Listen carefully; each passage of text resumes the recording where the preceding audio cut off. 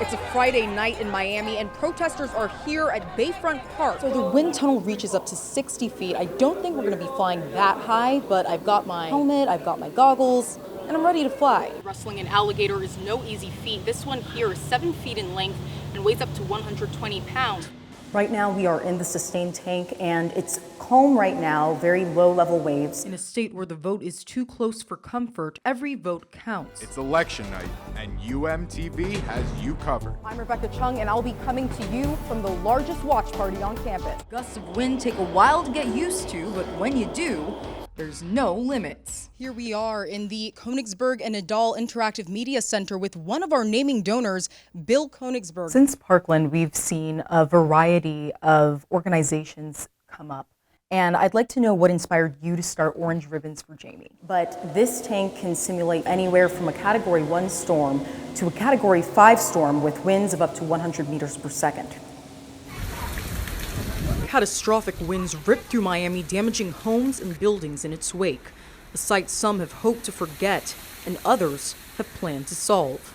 We've had measurements going on since 2000 in a wind wave tank that could generate up to a Category 3 hurricane. But we were just kind of hinting at the stuff that happens in the really intense storms. As storms strengthened over the Atlantic, a quest for speed and accuracy led University of Miami researchers to develop a tank, a 75 by 6.5 foot simulation chamber to match the changing landscape. Oh my God! February 14th, 2018. A day of love for most people in the U.S. ended in terror for students and teachers at Marjory Stoneman Douglas High School. He unlocked the door, I ran in, and then I thought he was behind me, but he wasn't. When the SWAT team came to get us, they had to move the body, which made it even harder, because that's when you know, like, they're gone. Now, 1 year later, a tragic day in Parkland has become the foundation of a national movement for social justice.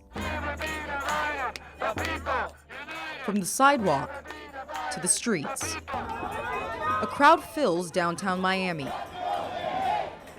with chants heard across the nation.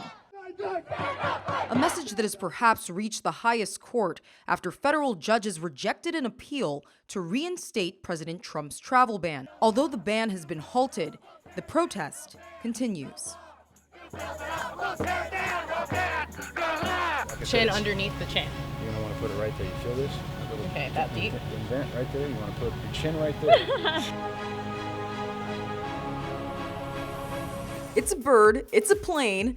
No, it's me testing out my wings at iFly, indoors. It's unlimited free fall inside here compared to the sky where you only free fall for like 45 seconds and then you pull your parachute. But at iFly, who needs a parachute when you have a net? And a sky, forget about it. Take a ride in a tunnel of wind. We have 4 fans up on the roof, which is basically 350 horsepower. That actually draws the wind down the side of the tunnel, underneath the tunnel, and then draws it up. So there's almost like a smooth pillow of air that you actually lay into. Jump towards the neck. You want to just hold the neck. You don't want to hurt them or put too much pressure. This man wrangles, pins, and wrestles gators with just one hand. I get asked all the time here, what happened to your hand? I was born like that. When did that happen? 27 years ago, birth. Luke Kuhn's passion for wrestling started here at Alligator Farm. He came almost every day as a child.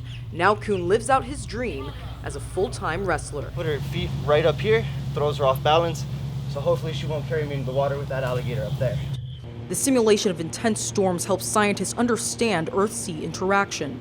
The process produces more accurate forecast models and the opportunity to save a life. It's about your safety, it's about my safety, your family's safety. You all deserve to be safe. Fred Guttenberg lost his daughter Jamie in the shooting. Since that day, he's made it his goal to combat gun violence through his organization, Orange Ribbons for Jamie. But the road to change has not been an easy one. For parents and students who survived the shooting, February 14th has become a day of mourning. Guttenberg says he misses his daughter more every day and has found a new way to cope with his loss. Having experienced what you've experienced and knowing what you know now, what can you say to parents that have experienced what you've gone through? I always tell the story. It was back in March. My daughter did this thing with my phone. She put in my calendar on random days throughout the year, this thing called Love Jamie Day. A few weeks after she was killed, I was in DC, I Love Jamie Day popped up. You talk about grief, you know, I almost couldn't get through my day. There are days where you're gonna feel like you're okay, and there are gonna be days where you feel like you just can't get going. The advice I would give to people is to understand that and to get help with it. Don't try to do it yourself.